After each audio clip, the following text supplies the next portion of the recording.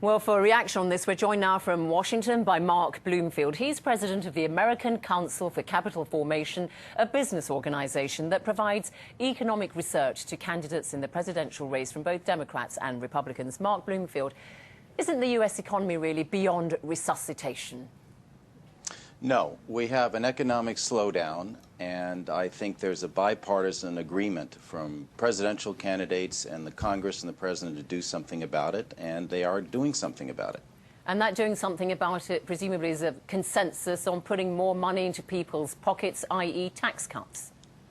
I think it's a consensus on a fiscal package to complement the monetary package. There are three questions. Number one, should there be a fiscal stimulus package? The answer, I think, is yes, both to build confidence in the markets and also to provide cash for businesses and individual consumers.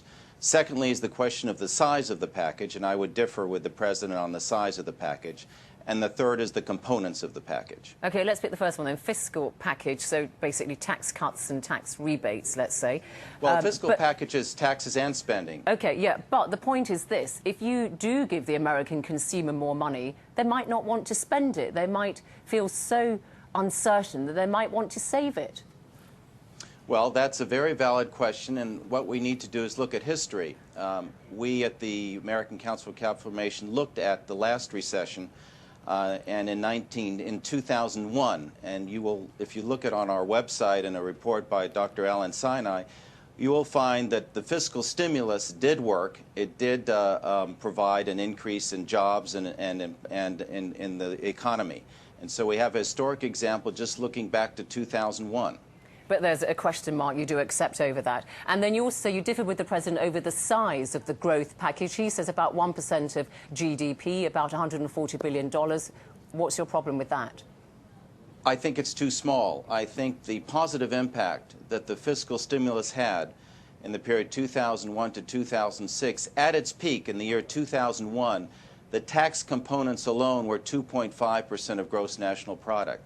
So I would suggest, if we follow the stipulation that the fiscal policy be temporary, targeted, and timely, I would increase it to 2 to 3% of gross national product. OK, we all know that the old definition of an economy in recession is when you have 2 consecutive quarters of negative growth. Do you think we might see a recession in the United States this year?